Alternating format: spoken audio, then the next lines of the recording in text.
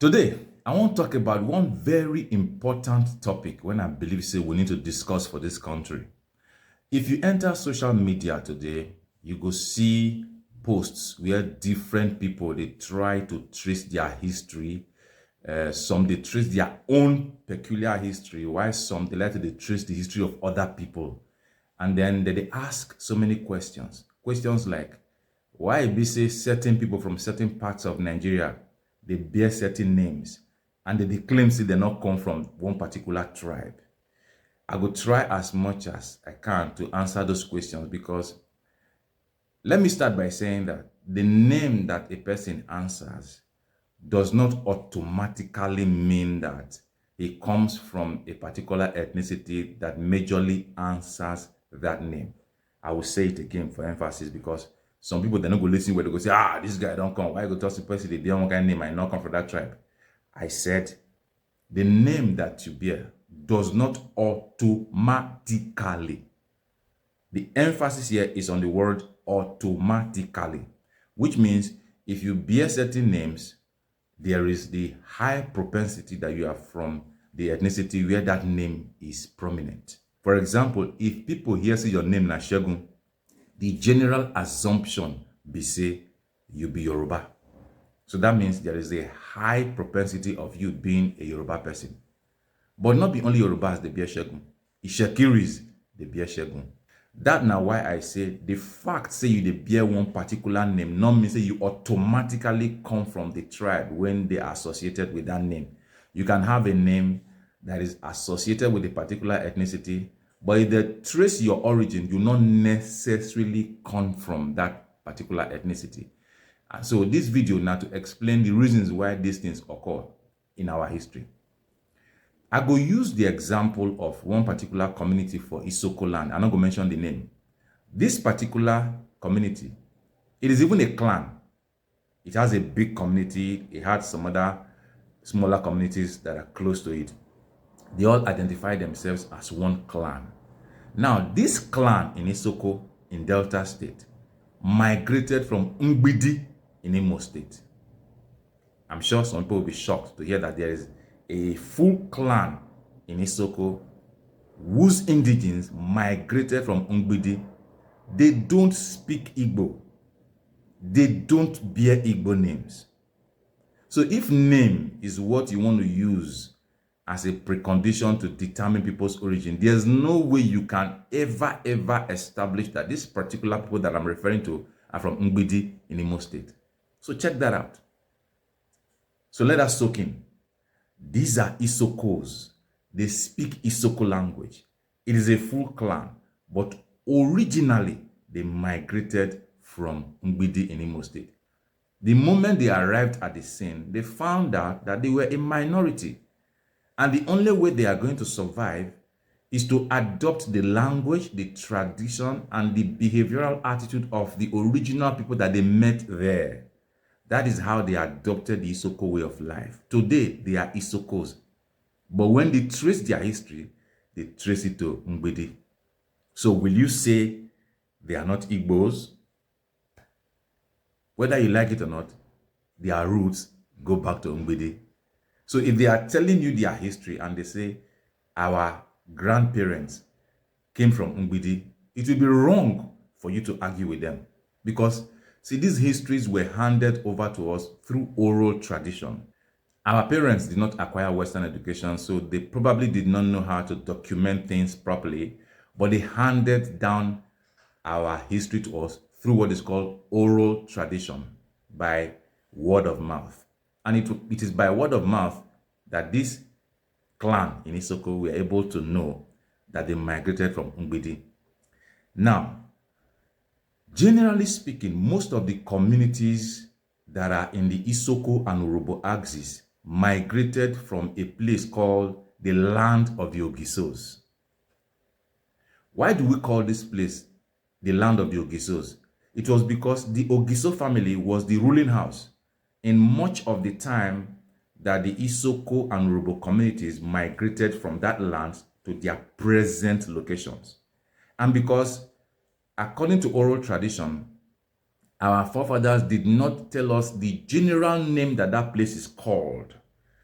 So historians from the Isoko and Urhobo axis generally use the ruling house as the term to qualify that area. So we'll call it the land of the Ogisos, because the Ogiso dynasty were the kings or the paramount rulers, so to say, that were administering that particular territory.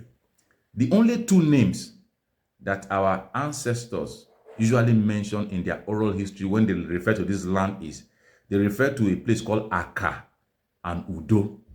So they will tell you they used to travel from Aka to Udo, or from Udo to Aka. And this Aka and Udo are generally believed to be two big cities or two big towns in the land of the Ogisos. Now, this land of the Ogisos, eventually, when the Ogiso dynasty stopped, history has it that some circumstances led to a situation where the Ogiso dynasty stopped to administer or rule this land. And there was a kind of vacuum until another dynasty was started. It was when this new dynasty was started that the position of leadership was now changed to that of an Oba. And it is this new dynasty that now renamed that territory as the Benin territory. So the current Oba of Benin you see today is a descendant of this new dynasty that took over from the Ogiso dynasty. Until this new dynasty came to existence, that land was not known as Benin Kingdom. It had a different name. Historians from the Benin part of the divide will tell you that the land was known as the land of Igodomigodo. But those of us from the Urhobo Isoko axis who migrated from that land, we don't use that word Igodomigodo because our forefathers never told us that that was the name of the land. We only use the two names that they told us, which is Aka and Udo. The Aka and Udo were part of the same territory. It may appear that Aka was either a clan or a city or a state on its own in that kingdom. Udo was also a town or a city or a state on its own. So some Isoko communities migrated from Aka, while some migrated from Udo. Some Urhobo communities migrated from Aka, some migrated from Udo. I'm aware that the Afemai people, the Esako people, and some other communities also migrated from places around that axis. The only thing that we've not been able to agree on historically is the general name that the place was called when the Ogisos were in charge. Like I said, Benin historians say it is Igodomigodo, but our historians from the Urhobo Isoko axis don't accept that name Igodomigodo. Rather, they use either Aka or Udo. But the general agreement, even on the Isoko Urhobo side, is that Aka and Udo were just two major cities in that territory. So the territory definitely had a general name. Now, because of the fact that most of the Isoko and Urhobo communities migrated from the land of the Ogisos, it can be assumed that we all have the same history, the same traditions, and then that is why our languages are very similar. But even today, if you go to Urhobo land, if you go to Isoko land, you will see that there is the general Isoko language, there is the general Urhobo language. But within the Isoko landscape, the Isoko they speak in different towns sound differently. Like the Isoko they speak in that clan that I said migrated from Ngbidi, it is a very thick Isoko, very thick. If you are a regular Isoko guy, if you don't listen very well, you might not be able to understand what they say. But if you put your ears on the ground, you will know what they are saying. Yet, it is still an Isoko community. Now, I will assume that when these people came from Ngbidi, they were speaking the Igbo language or one of the dialects associated with the Ngbidi people historically. But when they got to the place where they are today, they found out that all of their neighbors were Isoko-speaking people who migrated from the land of the Ogisos. So how do you survive in an environment where you are a minority? You are now forced to accept the language spoken by the people that you met there, because you are not going to be trading with them, you are not going to intermarry with them, and so you abandon your Ngbidi heritage, you adopt the Isoko heritage. But that does not remove your Ngbidi heritage from the equation. I hope I'm making some sense here. Most of the communities migrated when it was known as the land of the Ogisos, but there are other communities and tribes that migrated after the Benin Kingdom was now established as it is known today as Benin Kingdom under the current dynasty that the Omonoba Nedo Uku Akbolokbolo is now presiding over. So these are later migrations that happened.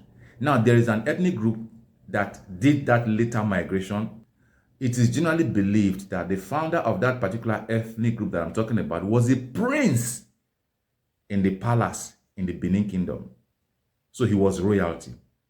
He disagreed with his father, who was the king, and had to move away. And people like that, when they move with a retinue of soldiers and aides that are loyal to them. So he escapes from the Benin Kingdom and migrates to the Urhobo-speaking part of the world, where some communities who migrated in the Ogiso era were already existing.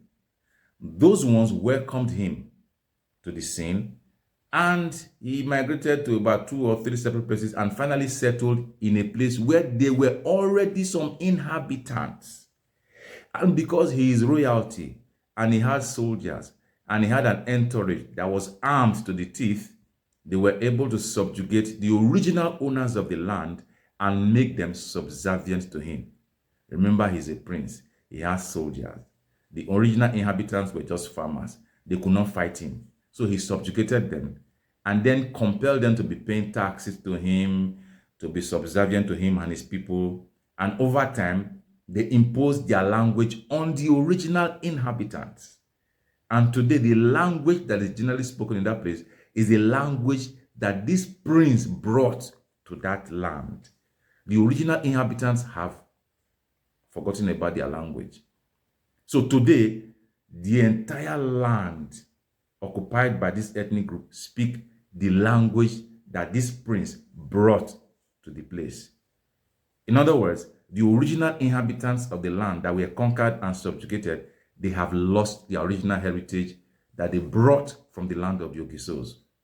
So today, they are now known as a particular tribe. But historically, that is not where they came from. They are that tribe today because somebody conquered them and imposed that ethnicity on them and made them started changing their names to answer the names that reflect that particular conquest. Are you following me? So there are communities in Nigeria who were originally speaking a particular dialect. A powerful person during the intertribal wars came and conquered them, imposed leadership on them. At first, we'll make them start paying taxes and being subservient to this new leadership. Eventually, they will outlaw your language and make you speak the language of the man who has conquered you. Some other tribes were more benevolent. They will come with their intertribal wars, they will conquer a territory, they will establish their leadership. They are only interested in collecting taxes and royalties from the indigenes and making them work for the king, but they are not forcing them to change their tradition or change their language, or they don't even sometimes like to mingle with them and intermarry with them. They keep that distance from them. So in such communities, you will see that the language of the conqueror and the language of the conquered will exist side by side. So you have communities in Edo State, you have communities in Delta State where the people are speaking 2 separate languages. Half of the community is speaking one language, half is speaking the other language. If you trace the history of such communities, you will find out that the language that half of the community is speaking is the original language of the original inhabitants, while the other language that half is speaking is the language of the conqueror who came into the scene, conquered them, and lived with them.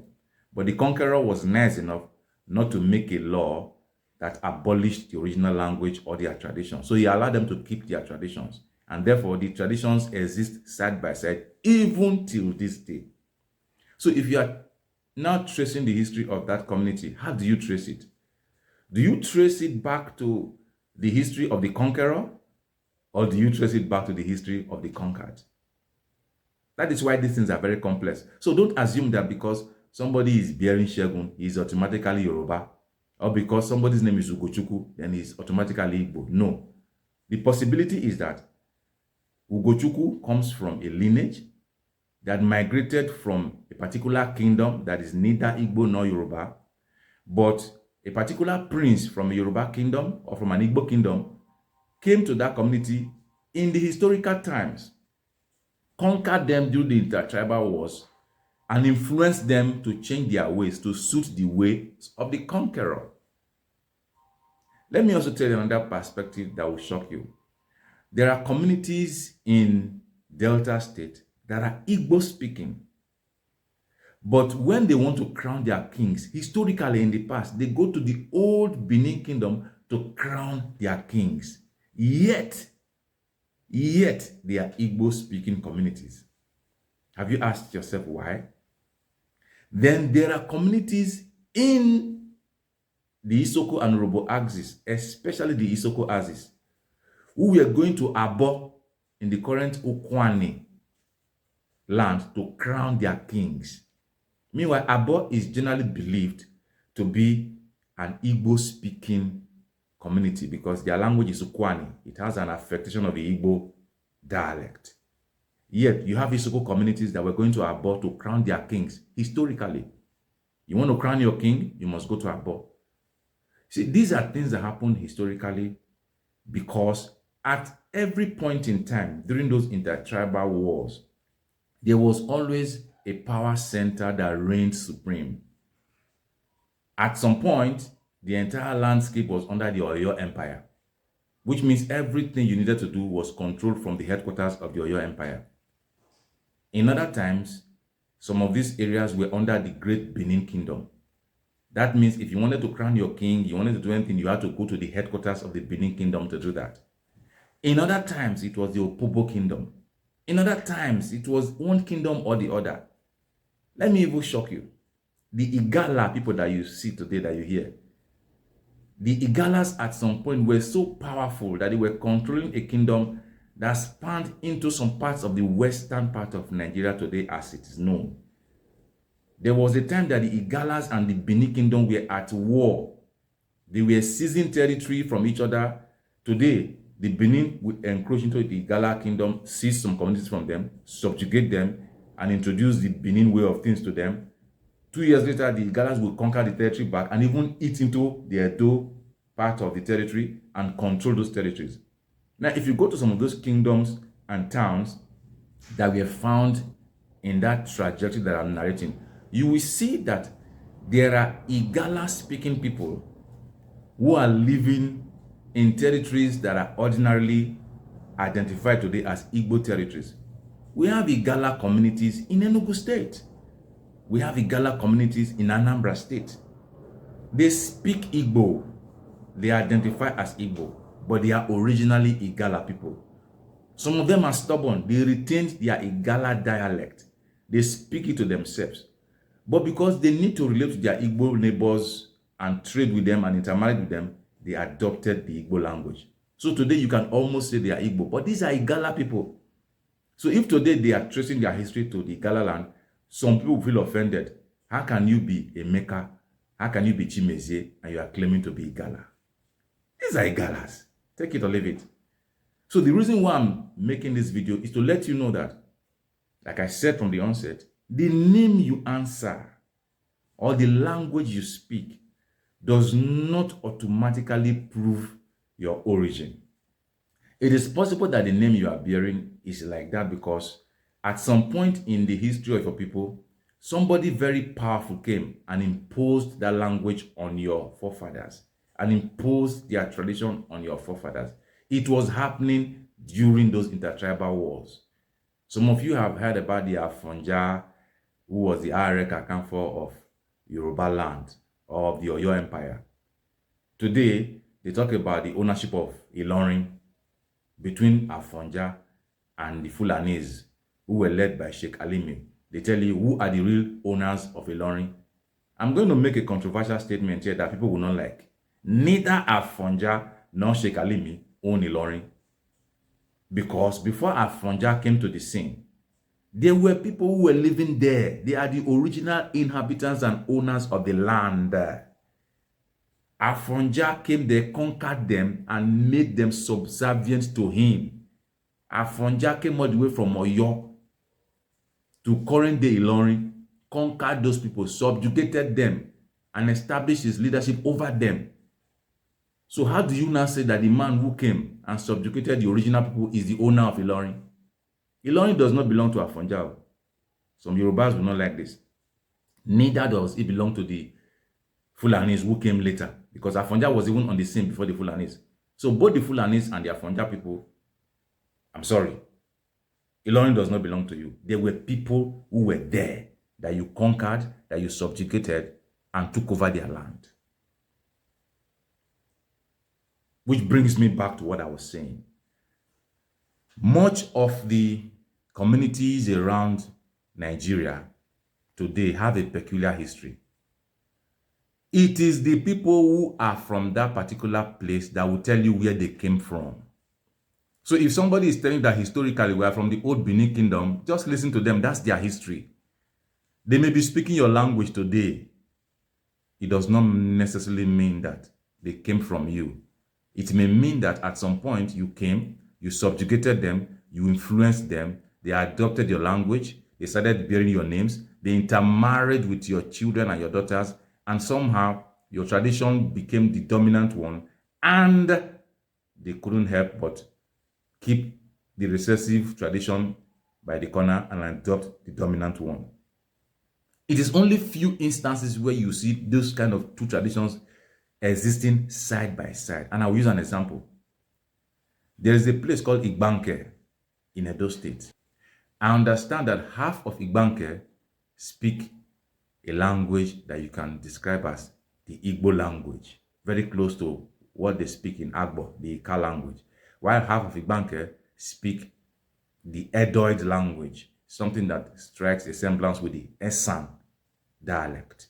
So that's one community where the two sides were stubborn enough to hold on to their traditions.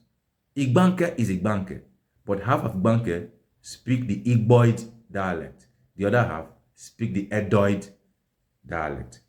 Edoid, by the way, comes from the word Edo. Igboid comes from the word Igbo. These are anthropological terms. I don't want to confuse you, but what I'm trying to say is, places like Igbanke, Abavo, you will see more than one language in one community because some of the indigenes were stubborn enough to hold on to their traditions. Just the same way some Yorubas who were sold into slavery did not abdicate their religion. So if you go to Brazil today, if you go to places like Haiti, you will see some black Haitians who still adopt the tradition that they were having when they were in Africa. It has been proven that much of the voodoo that is practiced in Haiti today is voodoo that was practiced in the Republic of Benin here in Africa. So people will tell you that much of the population of Haiti are Beninois from the current Republic of Benin or the old kingdom of Dahomey. Then the people that worship Songo in Brazil today are generally believed to be descendants of the Yoruba tribe. They were sold into slavery, but they held on to their tradition. They refused to let go. So they still worship Shango till today in Brazil. So that is what happened in some communities. The ones that were stubborn held on to their communities. They did not allow conquest make them drop their tradition and adopt that of their conqueror. They did not allow slavery make them drop their tradition and adopt that of the conqueror. But the ones that fall into this category are fewer than the ones who allowed their conquerors to determine the dominant paradigm. So don't sit down in your house and say because somebody's name is Ochuko, then he's automatically Urobo. It is possible that Ochuko comes from a Kwale community that is dominated by Urobos. It is possible that the Kwale people in that community decided to drop their Kwale heritage just to fit into the landscape because they have a majority of Urobos. That's why you are seeing the person here, Ochuko, not necessarily because he is Urobo. So when Sunday Olise tells you that his name is Ugochukwu, but he's not Igbo, the man is from Abavo. The people of Abavo know where they come from. They may bear Igbo names today. They may even speak a dialect that sounds like the Igbo dialect, but they know their history. Just like the people from that clan in Isoko know that they are from Ngbidi, yet they don't bear Igbo names. But you cannot take that Ngbidi heritage from them. You can't. They don't hide it. They tell you that we're from Ngbidi. I hope I'm making sense here. So let us not make assumptions on the basis of language, on the basis of names that we bear, because these names and languages have changed over the years depending on who is in charge. Ask any of your elders to talk about those wars of those days. When there is an intertribal war and a territory becomes conquered, they can live under that conquest for 20 years.